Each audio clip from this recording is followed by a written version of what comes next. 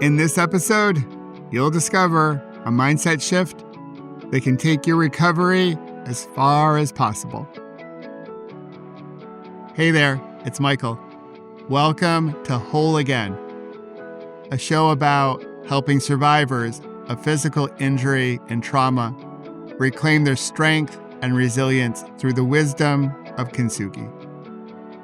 On Fridays, I love sharing a microdose of wisdom with you to help you become whole again and step into the person you're becoming. In today's episode, you'll discover a mindset shift that can make your recovery go faster and even further. But before we dive in, there's something new I want to share with you. When I was riding my bike across the country back in 2022, I sent text messages out to folks. They were just the perfect message at the perfect moment for people to help us navigate life with a little bit more grace and thoughtfulness. And for a variety of reasons, I hit pause on them several months ago. But I'm excited to share with you today that I'm bringing them back. So if you would like to get just that perfect message at the perfect moment from me, you can send me a text to 866-612-4604. I'll put this number in the show notes. And all you have to do is text me whole again, and I'll set you up. And with that, let's dive in to this week's episode. All this month, I've been sharing my grace framework with you. We've already discussed gratitude, reframing, acceptance, and now we've reached the C, which stands for community. And if you caught Wednesday's episode, we talked about how community can help strengthen our recovery.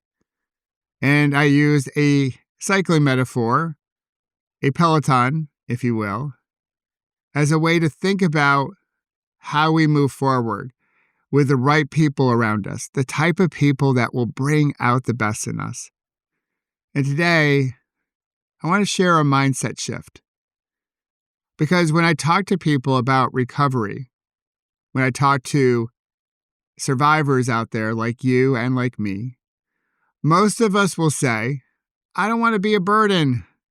I don't need any help. I can do it. And I love that independence. And when I hear people share what they share, it sounds a little bit like how I was in the early stages of my recovery. I wanted to do everything by myself. I wanted my independence. I didn't want to seem weak. As of today, as I record this, actually, this all goes back to the beginning of June, as I work with my sister and my dad on his journey to feel whole again, and we're trying to get him some care to make sure that we don't burn out as caregivers. And he will often say to us, I don't need any help. Why are we hiring these people? It costs so much money. But the reality is, we need help. He needs help. And he wants to remain independent. So he is pushing back on accepting this help.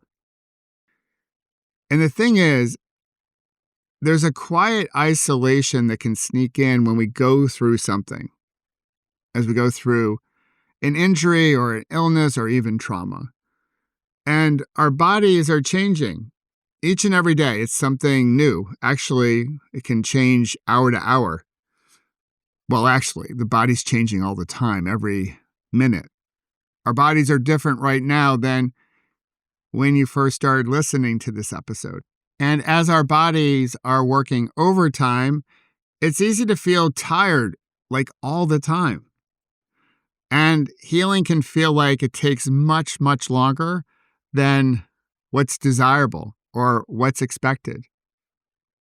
And when all this happens at what it feels like all at once, it's easy to feel like the best thing to do is to retreat, to disappear, to grit our teeth and just grind our way or push our way through it alone.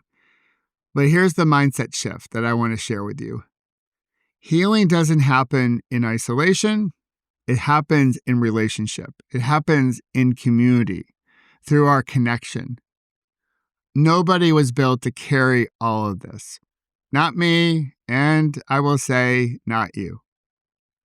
And community doesn't mean a whole bunch of people and a bunch of crowds and just a lot of people in your business, because as we heal, we do want to have some privacy. What I mean by community in our grace model is connection. That connection that helps us feel whole again. That connection that makes our kintsugi art our kintsugi art. And it could be anyone, as I shared on Wednesday. There are different people who ride in our Peloton, different people who bring out the best in us. It could be a colleague, it could be a neighbor, a family member, a friend, or a complete stranger. And heck, it could even be a podcast episode that reminds you that you're not alone in all of this. In fact, if you want to, you can even reach out to me. This week, here is what I invite you to pause, take a few deep breaths, and reflect on. What does your self-talk sound like when you think about asking for help? Does it equate to weakness? Do you feel guilty about asking for help? Do you feel like you're going to be a burden? Reflect on that. And now try shifting that narrative. You can even think about someone you care for who might be going something like you're going through right now. What advice would you have for that person to shift their narrative around asking for help? There's a proverb I like. It's, if you want to go fast, go alone. But if you want to go far, go together. And as a cyclist, I will tell you that when we go together, we actually go faster and further. There's value in connection. So give yourself permission to reach out and to ask for help, and see that in the power of your community, there's a pathway to feel whole again.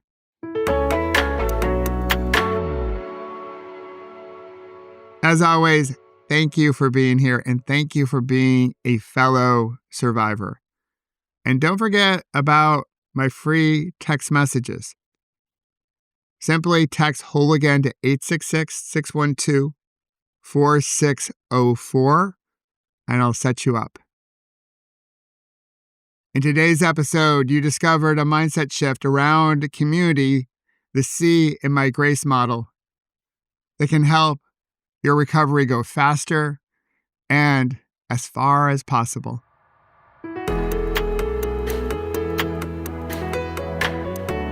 And if you wish to further enhance your digital health, I'll invite you to take my smartphone wellness check. And you can access it through the link in the show notes, or you can visit my website, which is michaelobrienshift.com. And it's absolutely free, and it will help you scroll less and live more. And of course, I hope you'll join us here on Whole Again every Monday, Wednesday, and Friday, and discover how to heal, grow, and become more resilient, and celebrate our scars as golden symbols of strength and resilience. Until then, remember, you can always come back to your breath. You've got this, and we've got you.